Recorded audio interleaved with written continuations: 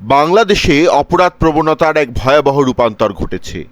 অপরাধের বিস্তার কেবল রাজধানী ঢাকাসহ বড় শহরেই সীমাবদ্ধ নেই, বরং প্রত্যন্ত মফস্বল বা গ্রাম অঞ্চলেও এখন তা লাগামহীন।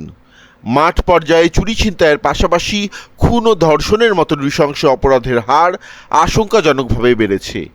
গ্রামীণ এলাকায় জমিজমা বা তুচ্ছ রাজনৈতিক বিরোধকে কেন্দ্র করে রক্তক্ষয়ী সংঘর্ষ ও খুনোখুনি ঘটছে।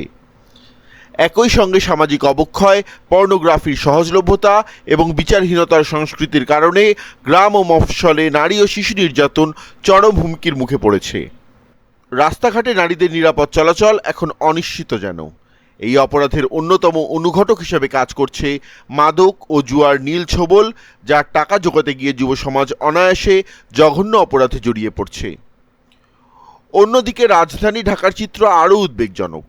গত ২১ মাসে ঢাকা মহানগরে ৫৯৭টি খুনের মামলা এবং ৭৭৩টি ডাকাতি ও ছিনতাইয়ের ঘটনা ঘটেছে, যার বড় অংশই অপরাধ জগতের নিয়ন্ত্রণ ও আধিপত্য বিস্তারকে কেন্দ্র করে।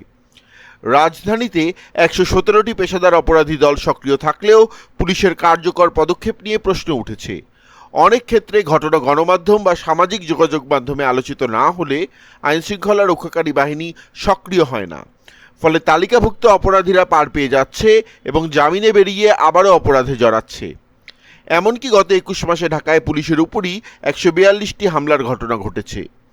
অপরাধ বিশ্লেষকদের মতে ৫ আগস্টের পট পরিবর্তনের পর পুলিশি ব্যবস্থা বড় ধাক্কা খায়, যা এখনও পূর্ণ সক্ষমতা ফিরে পায়নি। তৃণমূল থেকে রাজধানী পর্যন্ত এই আইনশৃঙ্খলা ও নৈতিক অবক্ষয় রোধে দ্রুত বিচার নিশ্চিত করা, পুলিশের কঠোর নজরদারি এবং জবাবদিহিতা বাড়ানো এখন সময়ের দাবি।